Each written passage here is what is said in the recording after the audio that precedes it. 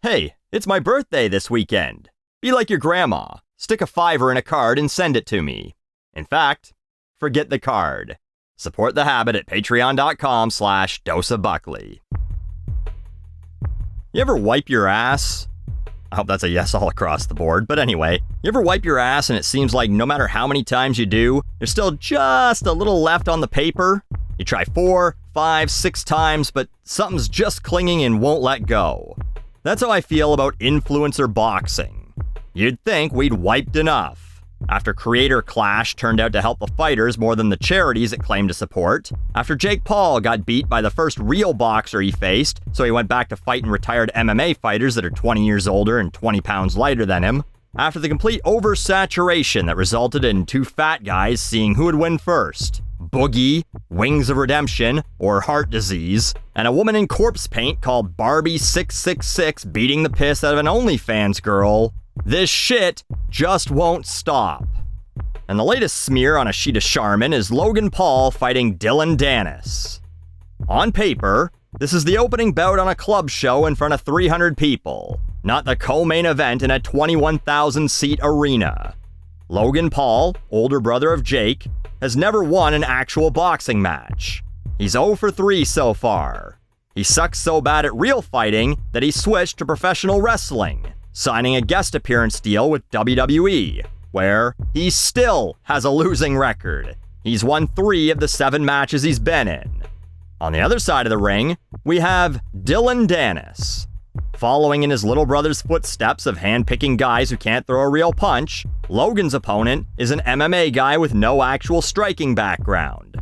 Except, Dillon also kinda sucks at the submission part too. He's 5-4 in grappling events, including a loss to a washed-up Jake Shields in 2017. Losing a fight to Jake Shields in 2017 is like losing a hot dog eating contest to Kate Moss in 1996. The guy is a complete joke. He's been denounced by his former master, the guy who gave him his black belt in the first place, and the only way he stays relevant is by being Conor McGregor's nut hugger. But Conor's barely holding on to relevancy either, as he seems to have quit the UFC to get in fights at local pubs instead. Dillon also likes to get pissed up and fight at bars, except he loses there too. He's 0-1 against New Jersey bouncers. Imagine being a black belt and professional fighter getting taken down and out-grappled by some meathead who works at a bar. Just announce your retirement at that point. So, how do you get people interested in 2 terrible fighters inevitably pawing at each other and hugging each other for 6 rounds of the worst professional boxing you ever seen in your fucking entire life? Well, you gotta make it personal. And so, Dillon has basically spent the last week or 2 calling Logan Paul's fiancé, Danish model Nina Agdal, a big ol' slutty whore. Nina is one of the women that Leonardo DiCaprio dated until she turned 25 and then dumped. She's also a socialite, which, is the nice way of saying party slurper. And so, for days, Dillon was posting various photos of her with various celebrities, insinuating that she's had sex with them all. Here she is with Joe Jonas. Here's Sean William Scott.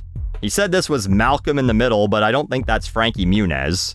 Here's Bill Nye. Many of these are potentially Photoshopped, by the way. For example, here's the real photo of Bill Nye with his wife. Some of them are so badly Photoshopped, it's clear it's bullshit. Here's one of her between Andrew and Tristan Tate. It's clear this one's not real because she doesn't have a for sale sign around her neck. And then 2 photos of her Photoshopped with Dillon Danis himself. Like whoever he was paying to do this must have realized his check wasn't going to clear near the end. The Bill Nye one is a pretty good fake, but these other ones are horrible. But a bunch of marks on Twitter believed it, posting shit like this.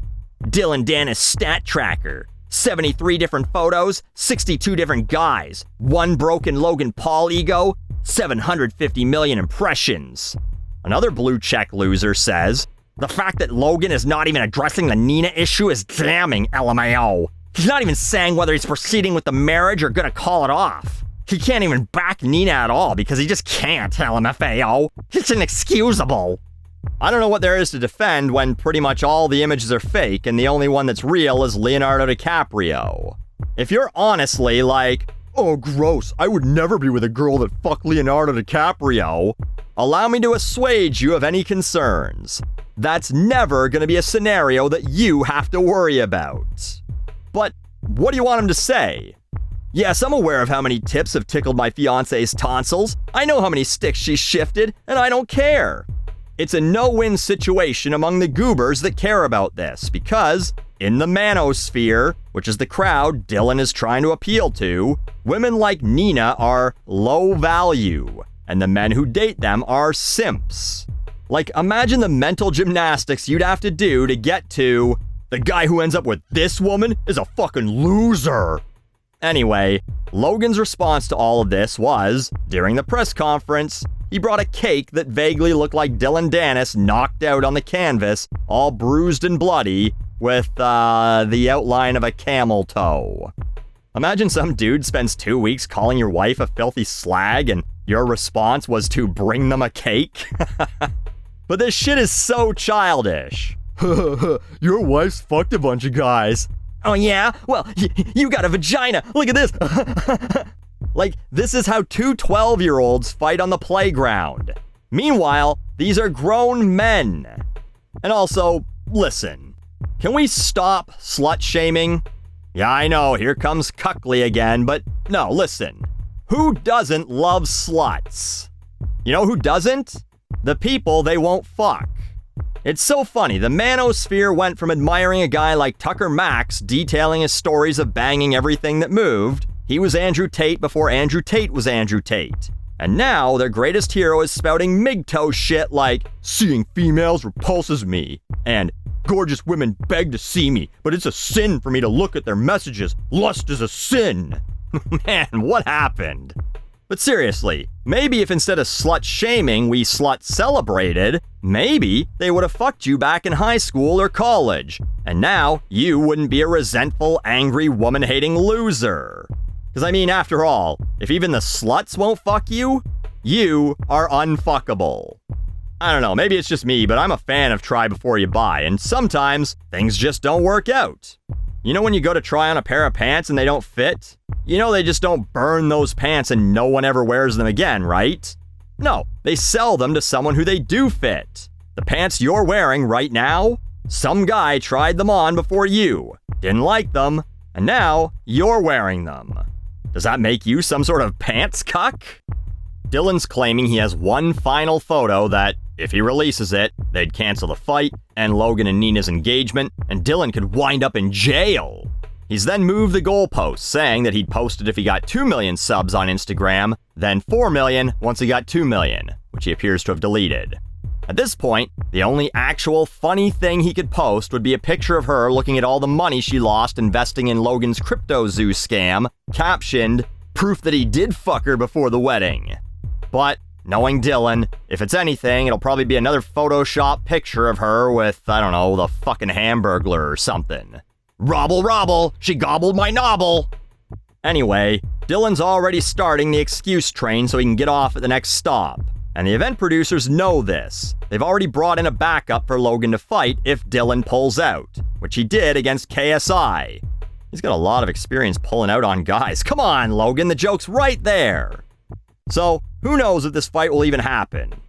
If it doesn't, he's done. There's just no way anyone can take him seriously if he really posts a bunch of pictures of another man's fiancé and then runs away. If you did that shit on the schoolyard, you'd never have another friend again. And the whole thing is taking place on the undercard of KSI fighting Tommy Fury, the guy who beat Jake Paul. If KSI wins, he gets to say that he beat the man that beat Jake. If he loses, well, that's gotta be it for influencer boxing. None of the top guys at it can beat maybe one of the worst real pro boxers ever. A guy who's only in the spot he's in because his brother Tyson is world heavyweight champion. That's the result I'm hoping for, that KSI loses, and finally, this will be the last wipe that gets the final smear of fecal matter that represents a bunch of YouTubers, Twitch streamers, and TikTok dancers slapping at each other and calling it a sport. So, once the influencer boxing well has run completely dry, what activity should internet celebrities ruin next? I was thinking influencer demolition derbies.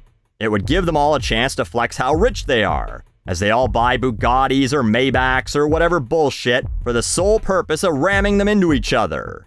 Of course, each car can only survive one hit because luxury automobiles and sports cars are all made of fucking paper, but the whole thing will serve as an allegory for their lives. A bunch of all-flash, zero-substance things that people once drooled over, now just a big pile of crumpled, worthless, wrecked shit.